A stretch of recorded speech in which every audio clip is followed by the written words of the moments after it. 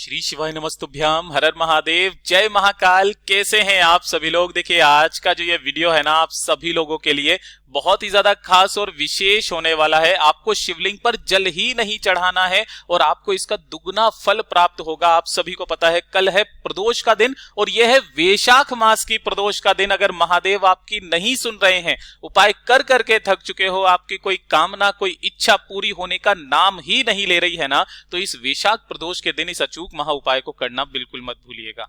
पूज्य गुरु जी की कथा से सुनकर के और समझ करके पूरे उपाय को बड़े ही विस्तार से बताऊंगा, परंतु उससे पहले आप सबसे एक छोटी सी प्रार्थना कि जो लोग पहली बार आए हैं चैनल को सब्सक्राइब जरूर कीजिएगा और वीडियो को लाइक करके देवादिदेव महादेव जी का कोई सा भी प्यारा नाम कमेंट बॉक्स में लिखना मत भूलिएगा। इस पूरे वीडियो के अंदर हम लोग 3 महा उपायों के बारे में बात करेंगे जो कि आपकी अलग अलग कामना पूर्ति के लिए सिद्ध होंगे। इस वैशाख प्रदोष पर आप सभी को यह वाला उपाय करना ही करना है।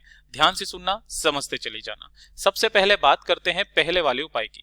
पहला वाला उपाय किन लोगों को करना है, ये चीज ध्यान से सुनिएगा कि अगर आप उपाय कर करके आप थक चुके हो और आपके दिल में जब भी आ जाए कि महादेव आपकी नहीं सुन रहे हैं, है ना, महादेव आपकी कामना को पूरा कर ही नहीं रहे हैं, तो ये छोटा सा उपाय आप सभी लोगों को करना है। अगर आपको अपने उपायों का फल नहीं मिल रहा है, आपकी कोई कामना पूरी नहीं हो रही है, बाबा ने बहुत देरी कर दी है, तो इस वैशाख प्रदोष के दिन एक दीपक आपको तैयार करना है।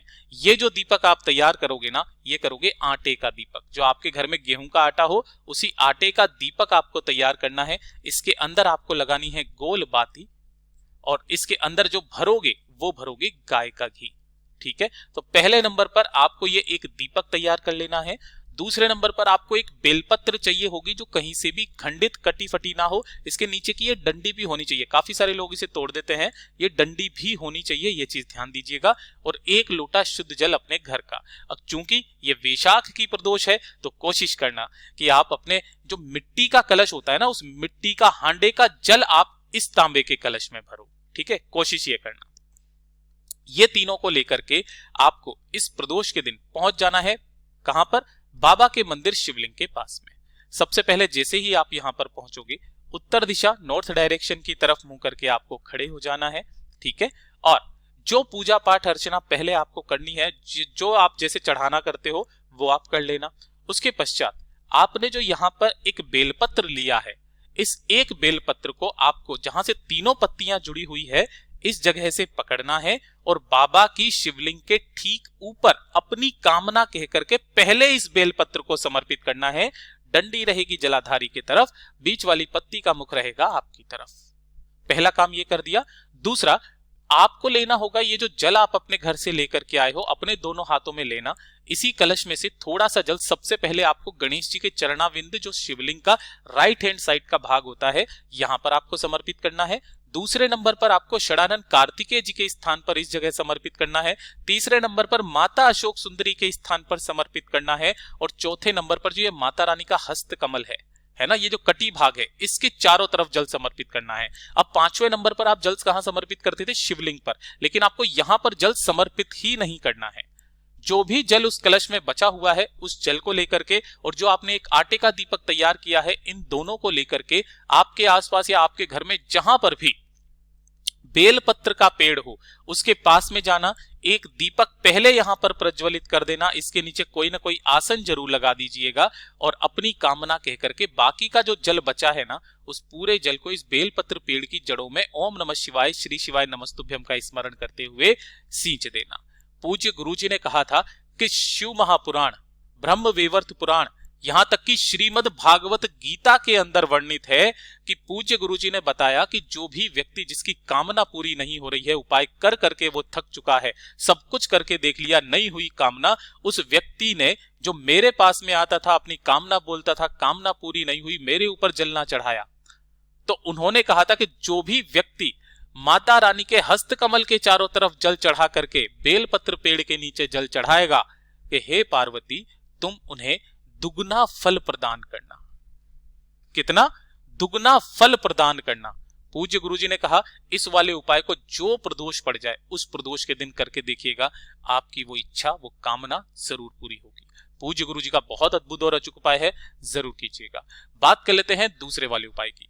दूसरा वाला उपाय किन लोगों को करना है वो चीज ध्यान से सुनिएगा कि अगर आपका कोई कार्य है जो काफी समय से अटका हुआ है, कार्य पूरे होने का नाम ही नहीं ले रहा है, चाहे वो व्यापार का हो, चाहे वो आपकी नौकरी का हो, आपके परिवार का हो, उस कार्य की सिद्धि के लिए आपका वो कार्य पूरा होगा ही होगा और आपकी कामना की पूर्ति के लिए इससे सुंदर उपाय प्रदोष के दिन का हो नहीं सकता है ना। और आप सब लोग इस उपाय को जानते हो, लेकिन आप हमेशा गलती करके आते हो।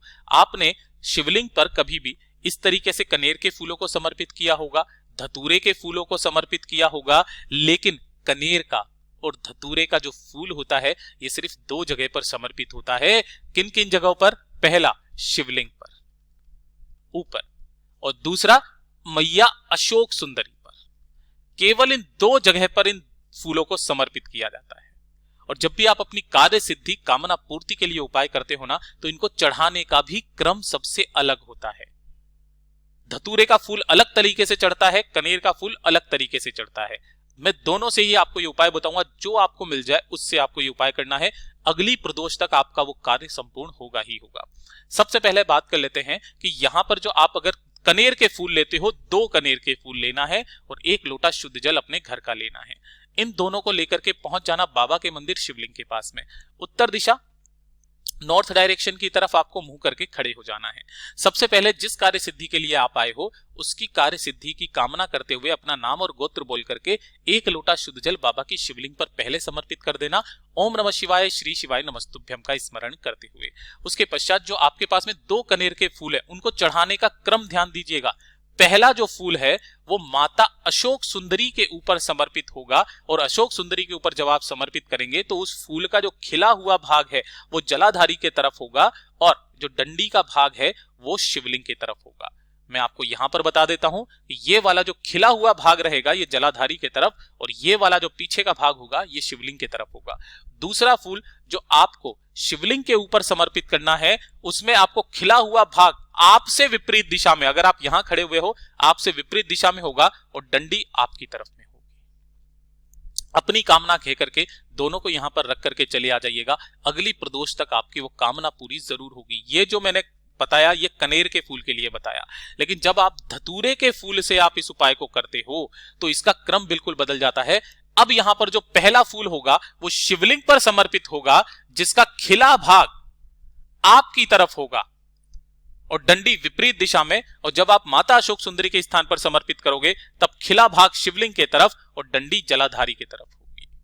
ये दोनों का क्रम है महाराज, इसलिए ध्यान करके रखिएगा। इसी तरीके से इन दोनों के दोनों फूलों को समर्पित किया जाता है। आपका चाहे कितना भी बड़ा कार्य क्यों ना हो पूरा होगा ही होगा। पूज्य गुरु जी का बहुत अद्भुत और अचूक उपाय है, जरूर कीजिएगा। बात कर लेते हैं तीसरे वाले उपाय की। तीसरा वाला उपाय, अगर आपके घर में धन संपदा की कमी आ रखी है ना, वैभव मान सम्मान आपके परिवार का नहीं बढ़ रहा है, तो अपनी परिवार की इज्जत, मान सम्मान, मर्यादा, अपने घर की सत्ता को बढ़ाने के लिए, घर में सुख शांति समृद्धि को लाने के लिए, जीवन के सारे कलेशों को दूर करने के लिए प्रदोष के दिन का ये वाला उपाय करना बिल्कुल मत भूलिएगा। पूज्य गुरु जी ने तो यहां तक कहा था कि इस वाले उपाय को करने का जो क्रम है वो 5 प्रदोष का है। केवल आप 2 प्रदोष करके देख लेना, उसी में आपको पता चल जाएगा। 5 बेलपत्र आपको लेने हैं जो कहीं से भी खंडित ना हो। 1 कटोरी लेनी है छोटी सी, और इसी के साथ में आपको लेना होगा पीला चंदन। पीला चंदन ना मिले तो इस तरीके से अष्टगंध ले लीजिएगा, और थोड़ा सा लेना होगा आपको 2 से 4 बूंदे गाय का घी। ठीक है, गाय का घी बहुत बार मैं बता चुका हूं, फिर बता रहा हूं। जो 5 बेलपत्र लिए हैं इनमें से 4 को एक तरफ रखना और 1 को एक तरफ रखना। जो 4 बेलपत्र लिए हैं इन चारों बेलपत्र की जो तीनों पत्तियां हैं इन पर आपको पीला चंदन लगाना है। ठीक है, इन चारों बेलपत्र की तीनों पत्तियों पर आपको लगाना है पीला चंदन, और जो 1 बेलपत्र है उस 1 बेलपत्र की तीनों पत्तियों पर आपको लगाना होगा घी जो आपने लिया है चिकने हिस्से की तरफ। ठीक है, अब आपको इन्हें रखना कैसे है? जो कटोरी आपने ली है उस कटोरी के अंदर पहले नीचे आपको 2 रखनी होगी आपको चंदन की, बीच में आप रखोगे गाय की घी की बेलपत्र, और ऊपर फिर से वापस आपको 2 रखनी होगी चंदन की। और इसी तरीके से इन 5 की 5 बेलपत्रों को आपको इसी वाली कटोरी में रख देना है। अपने घर के मंदिर में अपने घर की सुख शांति समृद्धि की कामना करते हुए इस पूरी की पूरी कटोरी को आपको रख देना है। एक गाय के घी का गोल बत्ती का दीपक मंदिर में प्रज्वलित कर देना। जब तक ये दीपक जल रहा है तब तक कुछ नहीं करना। जैसे ही ये दीपक ठंडा हो, चाहे आप सुबह कर लो, शाम के समय पर या रात्रि के समय पर, इन्हें लेकर के आपको पहुंच जाना है 1 लोटा शुद्ध जल के साथ में बाबा के मंदिर शिवलिंग के पास। उत्तर दिशा नॉर्थ डायरेक्शन की तरफ मुंह करके आपको खड़े हो जाना है। सबसे पहले 1 लोटा शुद्ध जल बाबा की शिवलिंग पर समर्पित करना। ओम नमः शिवाय, श्री शिवाय नमस्तुभ्यम पंचाक्षरी मंत्र या षडाक्षरी मंत्र का स्मरण करते हुए कुंदकेश्वर महादेव के नाम से, नाम जरूर ध्यान रखना, कुंदकेश्वर महादेव के नाम से, और एक एक करके उन सभी बेलपत्र को इसी तरीके से, पहले 2 बेलपत्र रहेंगी आपकी पीले चंदन की, बीच में रहेगी 1 घी की, और ऊपर से फिर से वापस 2 पीले चंदन की। सभी की डंडियां जलाधारी की तरफ, बीच वाली पत्ती का मुख आपकी तरफ।